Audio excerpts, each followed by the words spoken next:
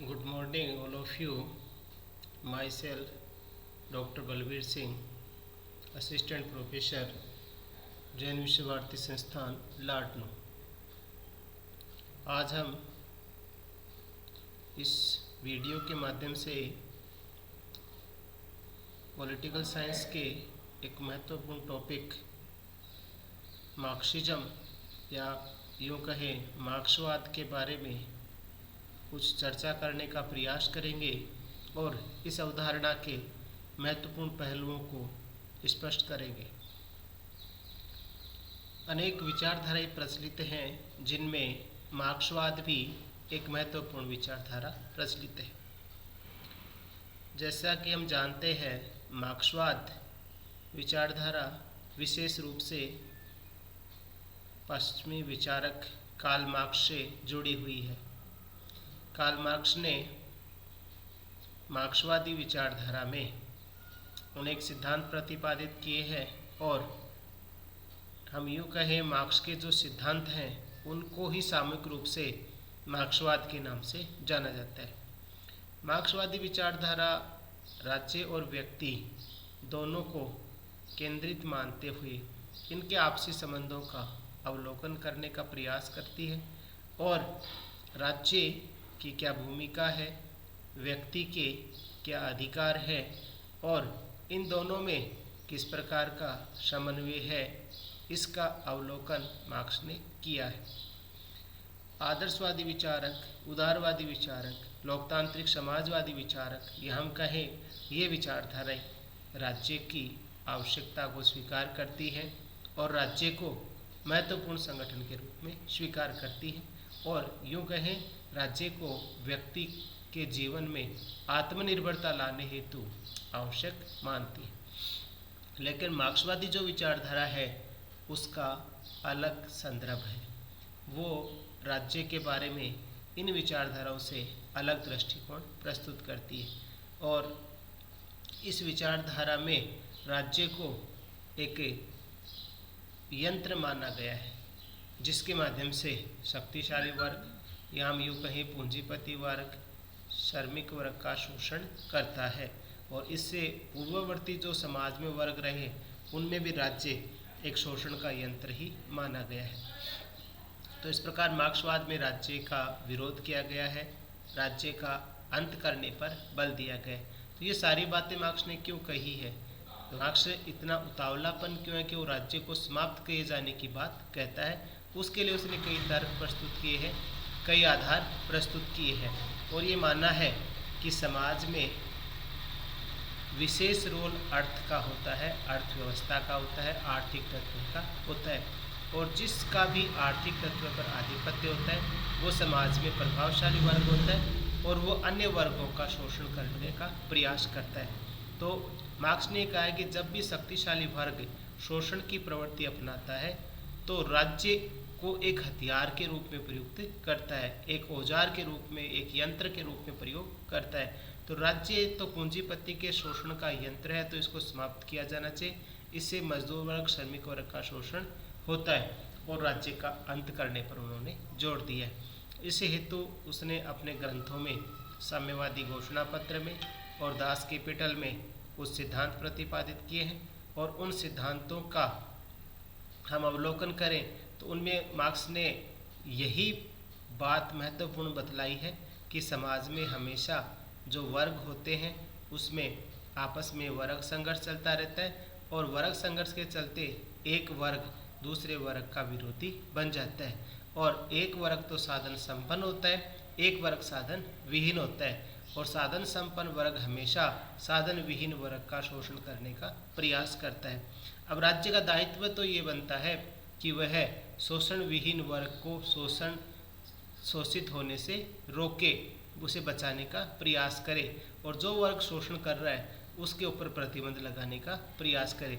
अतः मार्क्स ने कहा कि राज्य यह न करके वो पूंजीपति की ही सहायता करने का प्रयास करता है, पूंजीपति की ही सहायता करता है, इसलिए वो तो व्यक्ति का विरोधी हो गया और पूंजीपति वर्ग होता है वो समाज में अल्प होता है, मजदूर या साधारण वर्ग होता है वो बहुसंख्यक होता है। तो राज्य बहुसंख्यक वर्ग का शोषण करने में अल्प वर्ग का सहयोग करता है, इसलिए राज्य का अंत होना चाहिए।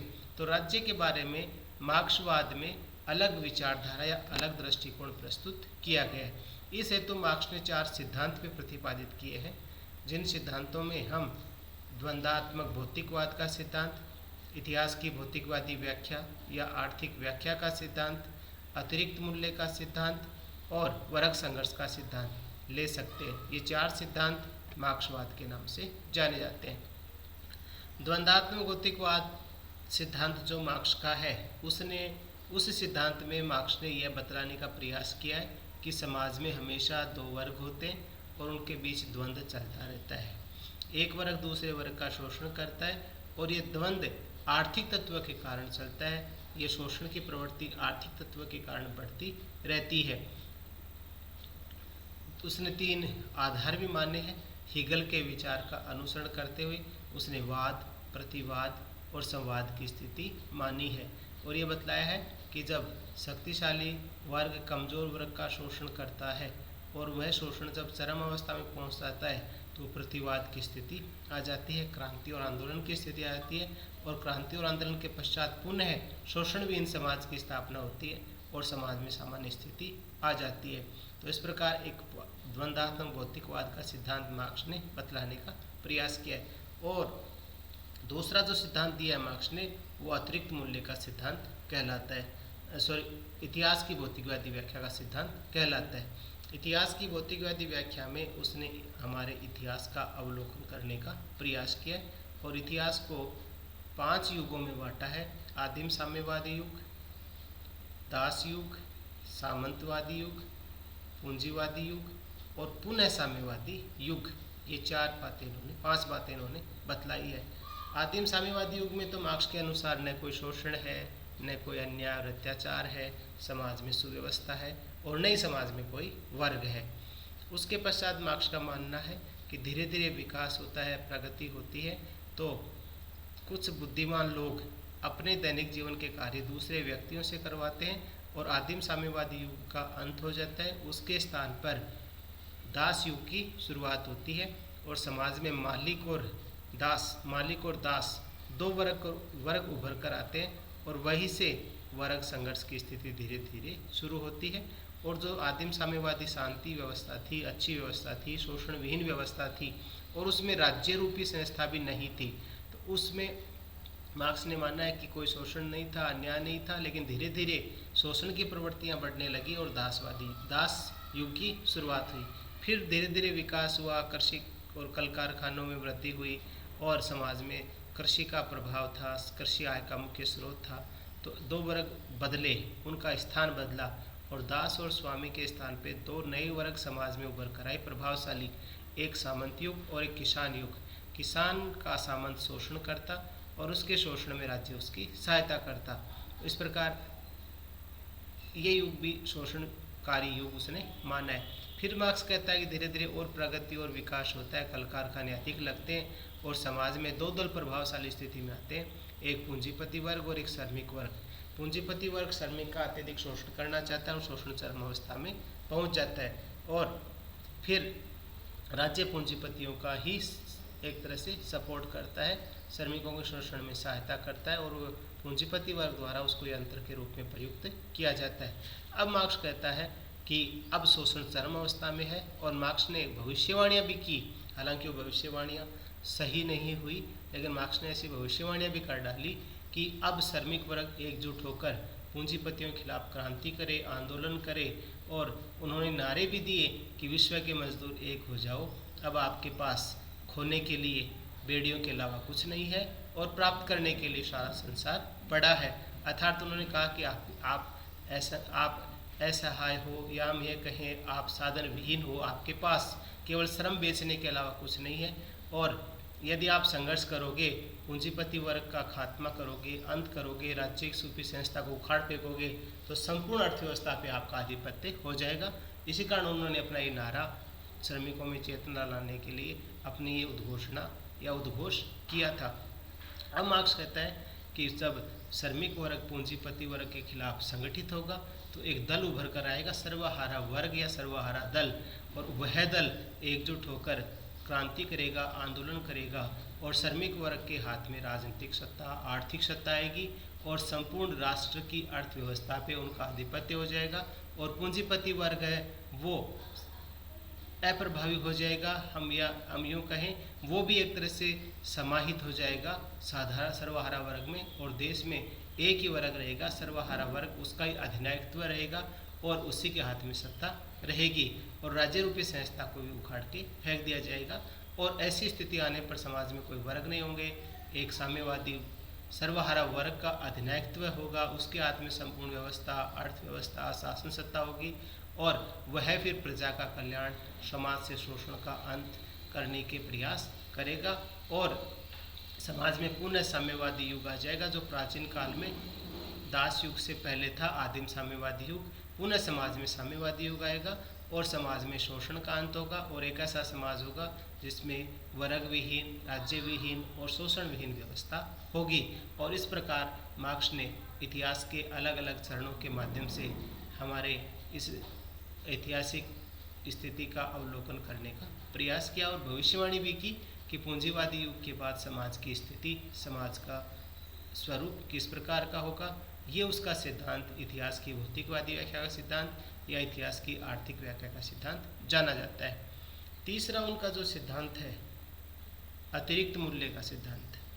अतिरिक्त मूल्य के सिद्धांत में उन्होंने बताया है कि जो श्रमिक वर्ग है वह अपना श्रम बेचता है और श्रम के बदले में मजदूरी प्राप्त करता है और अपना जीवन यापन करता है। लेकिन पूंजीपति क्या करता है, उसको जितना मिलना चाहिए श्रम के बदले में उतना एक तरह से लाभांश नहीं देता है, वह जितना उसने श्रम किया उससे कम उसे देता है और जो अतिरिक्त पैसा बचता है अपनी जेब में रख लेता है, हड़प जाता है और इस आधार पे वो श्रमिक वर्ग का शोषण करता है। मार्क्स ने यह भी माना है कि वस्तु का जो उत्पादन होता है उसमें लगे कच्चे माल और श्रम का विशेष योगदान होता है। तो कच्चा माल पूंजीपति लगाता है और श्रम श्रमिक लगाता है। लेकिन मार्क्स ये कहता है कि श्रम और कच्चे माल के खर्चे को जोड़कर बाकी जो पैसा बचता है वो पूंजीपति अपनी जेब में रख लेता है, जबकि कच्चे माल के अलावा किसी वस्तु के उत्पादन से प्राप्त होने वाली सारी आय का आधार उस वस्तु के उत्पादन में लगा हुआ श्रम होता है और उस श्रम पर किसका अधिकार है, श्रमिक का अधिकार है। तो उससे प्राप्त आय प्राप्त करने का हकदार श्रमिक है मार्क्स के अनुसार। जबकि होता क्या है, पूंजीपति उस लाभ को अपनी जेब में रख लेता है और इस प्रकार वह अतिरिक्त जो मूल्य है, अतिरिक्त जो बचत है उसको अपने पास रख के श्रमिक का शोषण करता है। मार्क्स ये मानता है वास्तव में वो उसका हकदार श्रमिक होता है और इस आधार पे अतिरिक्त मूल्य के सिद्धांत का प्रतिपादन करने का प्रयास किया है और कहा कि जो अतिरिक्त मूल्य वास्तव में श्रमिक का होता है उसे पूंजीपति हड़प जाता है और वह श्रमिक का शोषण करता है। ये मार्क्स ने अपने मार्क्सवाद में बतलाने का प्रयास किया। चौथा जो सिद्धांत है उसका वह सिद्धांत माना जाता है वर्ग संघर्ष का सिद्धांत। वर्ग संघर्ष के बारे में मार्क्स ने यह स्पष्ट करने का प्रयास किया है कि आदिम साम्यवादी युग और पूंजीवादी युग के पश्चात जो साम्यवादी युग होगा उसमें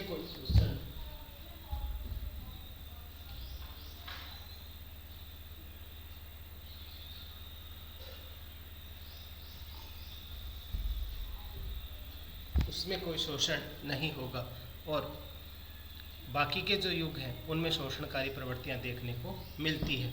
तो मार्क्स ने यह माना है कि वर्ग संघर्ष हमेशा चलता रहता है, चाहे दास युग हो, चाहे सामंत युग हो, चाहे पूंजीपति युग हो। और वर्ग संघर्ष का अर्थ उन्होंने कोई लड़ाई से नहीं लगाया, उन्होंने कोई झगड़े से नहीं लगाया। वर्ग और संघर्ष दोनों शब्दों को पहले अलग स्पष्ट किया है और फिर वर्ग संघर्ष की परिभाषा व्यक्त की है। उन्होंने माना है कि समाज में कार्य के आधार पे, हित के आधार पे कुछ व्यक्तियों के समुदाय बन जाते हैं, उनको हम वर्ग कहते हैं। जैसे पूंजीपतियों का वर्ग, श्रमिकों का वर्ग, किसानों का वर्ग, सामंतों का वर्ग, मालिकों का वर्ग, दास का वर्ग। और संघर्ष का अर्थ सामान्यतः हम अर्थ लड़ाई या झगड़े से लगाते हैं, जबकि मार्क्स ने संघर्ष का अर्थ माना है इन वर्गों के बीच जो द्वंद्व चलता है, इन वर्गों के जो बीच असंतोष है, उसको ही मार्क्स ने वर्ग संघर्ष के नाम से संबोधित किया है। तो संघर्ष का अर्थ कोई लड़ाई या झगड़ा नहीं है। मार्क्स के अनुसार संघर्ष का अर्थ है दो वर्गों के बीच जो असंतोष है, हित को लेकर, लाभ को लेकर, अपने अपने उद्देश्य को लेकर, वो क्या कहलाता है? संघर्ष कहलाता है। तो वर्ग संघर्ष से सामान्य अर्थ, सामान्य अर्थ से होता है दो वर्गों के बीच आपस में किसी लक्ष्य को लेकर, किसी बिंदु को लेकर या किसी लाभ के तत्व को लेकर जो असंतोष रहता है, एक दूसरे के प्रति असंतुष्टि रहती है, उसको ही वर्ग संघर्ष कहा जाता है। और इस प्रकार का वर्ग संघर्ष हमेशा समाज में चलता रहता है। ये मार्क्स ने अपने इस वर्ग संघर्ष के सिद्धांत में बताने का प्रयास किया। तो हम कह सकते हैं कि मार्क्सवादी विचारधारा में कार्ल मार्क्स का महत्वपूर्ण स्थान है। कार्ल मार्क्स के बाद मार्क्सवादी विचारधारा को स्टालिन और लेनिन ने आगे बढ़ाया और उसमें कुछ नया स्वरूप लाने का प्रयास किया, लेकिन विशेष रूप से प्रभावशाली, महत्वपूर्ण मार्क्सवादी विचारक के रूप में कार्ल मार्क्स का नाम ही आता है। और मार्क्सवाद में मौलिक रूप से उसके 4 सिद्धांतों को शामिल किया जाता है और उनका अवलोकन करके मार्क्सवाद को स्पष्ट करने का प्रयास किया जाता है। तो हम कह सकते हैं कि मार्क्सवादी विचारधारा राजनीतिक चिंतन में राज्य का विरोध करने वाली, राज्य का अंत करने वाली और राज्य को समाप्त करने वाली विचारधारा मानी जाती है, जो कि मार्क्स की महत्वपूर्ण विचारधारा कहलाती है। तो इस प्रकार मार्क्सवादी दृष्टिकोण, मार्क्सवादी विचारधारा अन्य विचारधाराओं की भांति एक ऐसी विचारधारा है जो कि राज्य का अंत करने पर बल देती है, समाज में आर्थिक तत्व को महत्वपूर्ण आधार मानती है और इस विचारधारा में व्यक्ति को सर्वोपरि मानते हुए समाज में आर्थिक समानता स्थापित करने पर बल दिया जाता है और आर्थिक समानता के माध्यम से समाज कल्याण को बढ़ावा देने का प्रयास किया जाता है। इस प्रकार मार्क्सवादी विचारधारा मार्क्स द्वारा प्रतिपादित वह विचारधारा है जिसमें राज्य विहीन, शोषण विहीन और वर्ग विहीन समाज की स्थापना पर बल दिया जाता है। इस प्रकार हम इन पहलुओं का विश्लेषण करके मार्क्सवादी विचारधारा को समझ सकते हैं, स्पष्ट कर सकते हैं। धन्यवाद।